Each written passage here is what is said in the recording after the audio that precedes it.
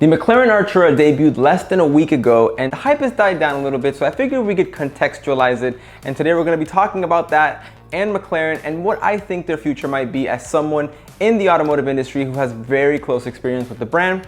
But before we get into any of that, I want to make sure you guys like this video and subscribe to the channel because it helps us out a ton.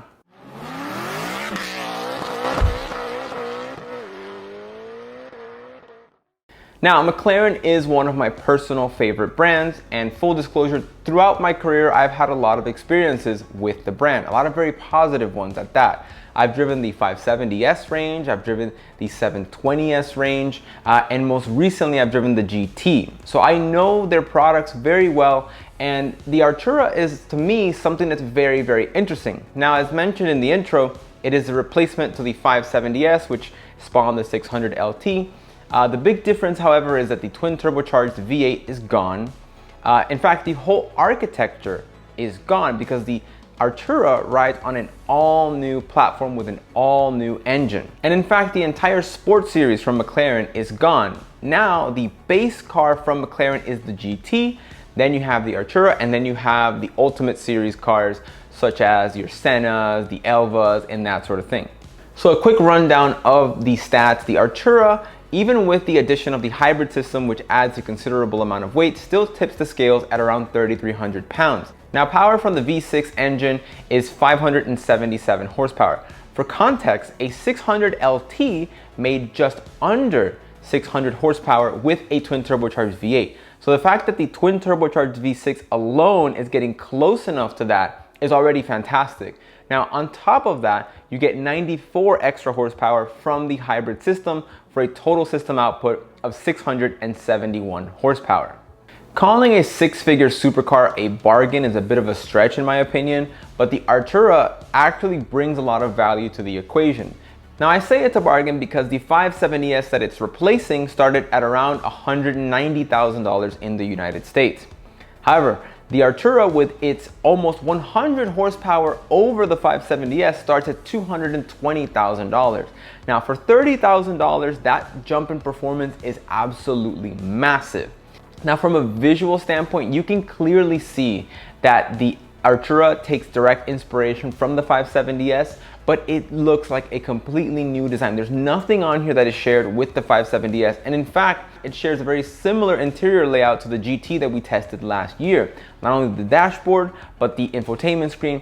A lot of it is improved, and it sort of shows the new path that McLaren is taking with its future models.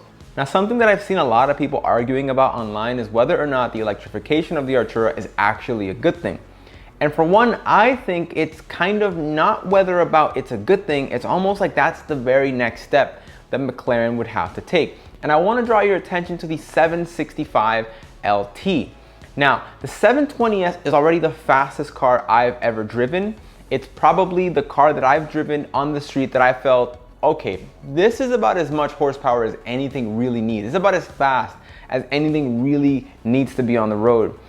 If we look at some of the performance testing that Drag Times has done with their 765 LT, the car is running at 9-second quarter miles without modifications. Now, the Artura already boosts power significantly over that 570S thanks to the hybrid system. It's not that they can't put a V8 and make a ton of power, but that hybrid system allows that power to exist with efficiency, because as electrification starts to take over the entire industry, you can bet that fuel efficiency ratings are going to become way more strict. And so in order to stay competitive, but also not only in power, but in fuel efficiency, they need to do some sort of technical innovation. Now, we've seen what they can do with the P1. The P1 was a savage hypercar, and I feel that still remains a bit underrated. And in fact, now that we're talking about the P1, the Artura and the P1 are actually fairly similar, because the Artura is able to drive up to 19 miles purely on electric power, just like the P1.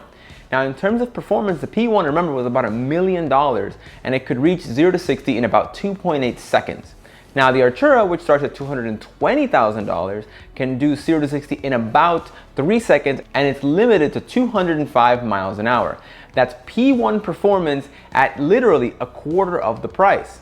And that is, remember, with a V6, not a twin turbo V8 under the hood.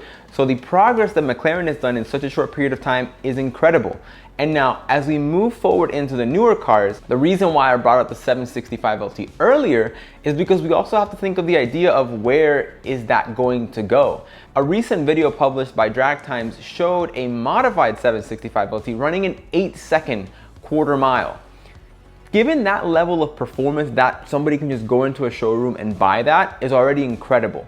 So how do you one up that? Because specifically supercar buyers like stats. That's why 0 to 60 times matter. That's why quarter mile times matter. So if you're already offering something as intense as the 765, where do you go next? Now, we haven't seen the successor for the 720S just yet, given that the 765 is still being delivered. And we haven't even seen the 765 Spider just yet.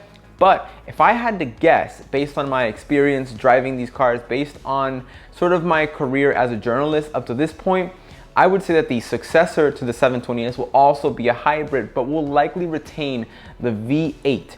That way there'll be a clear distinction between the Artura with the V6 and whatever it'll be called, the 720S successor with a V8. And based on what we've seen, the fact that the GT doesn't have any numbers in its sort of name, neither does the Artura, the 720S successor will likely also have a name that doesn't have the sort of numbers figures. Now, given the LT, the long tail heritage, those models will likely still be called LT, but it might be like the Artura LT or the whatever 720S successor LT. And personally, I think this is a great move for McLaren because remember, McLaren is competing against the Porsche Turbo S buyer or maybe like an entry-level Ferrari kind of buyer by offering a complex but interesting powertrain that actually has some serious upsides, could be very beneficial to the brand.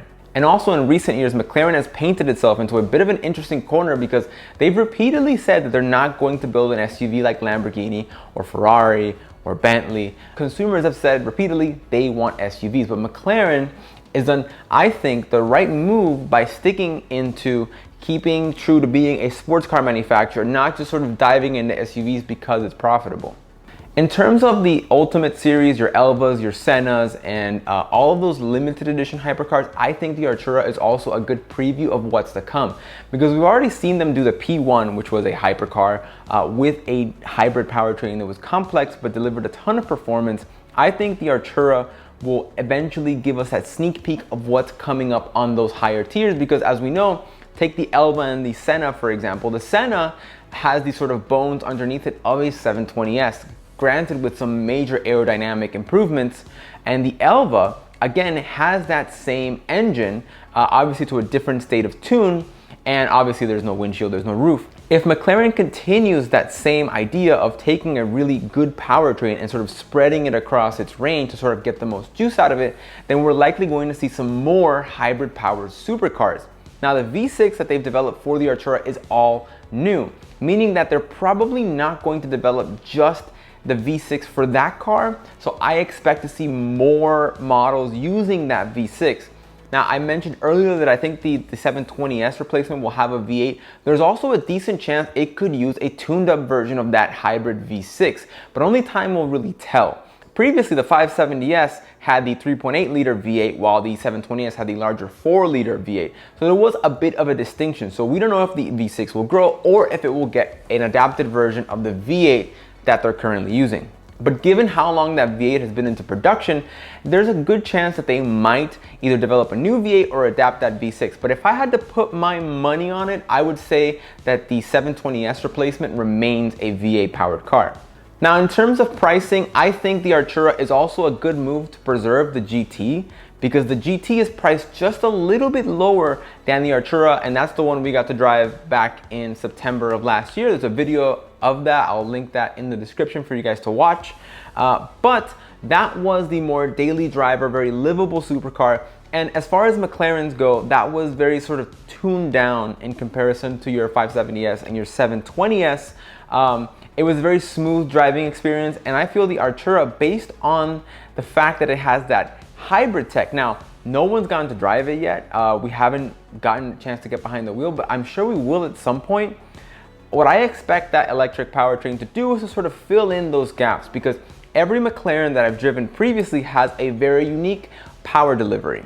And essentially, you basically get a good burst of torque down low to kind of get you going, and then it kind of sort of goes nice and smooth up until you get higher in the RPMs, where then the sort of turbo kicks in and sort of kicks you in the back and you're off to hyperspace. It's actually, driving a McLaren can be a little bit deceiving in the sense that if you're just at speed already and you floor it, it's surprising how much more speed it can pick up. That hybrid powertrain, that electric power, should fill in those gaps to make that power curve a little bit more linear and feel a little bit more intense.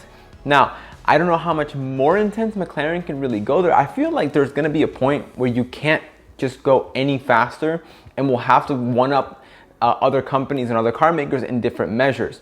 So if you're still convinced that McLaren going completely hybrid is a bad move, we also need to look at what Ferrari is currently doing, because we know they're developing a hybrid V6 as well. That's likely the engine we're seeing in that new Maserati that debuted a few months ago, but that will likely make its way into a Ferrari at some point. And also we have the SF90, which again, V8 powered hybrid powertrain. The difference between the Artura and something like the SF90 is the fact that the Artura remains rear-wheel drive while the SF90 is all-wheel drive. And you guessed it, that philosophy goes back to the P1, because the P1 was rear-wheel drive. And something that's becoming increasingly rare, as when you add hybrid powertrains or electric motors, they typically tend to make the cars go all-wheel drive. So the Artura is carving its sort of own unique lane.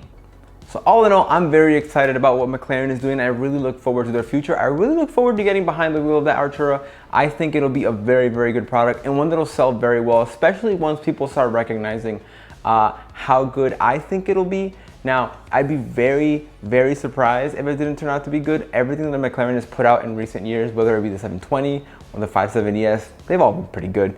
Definitely up there as one of my favorite supercars, especially after driving things from many brands.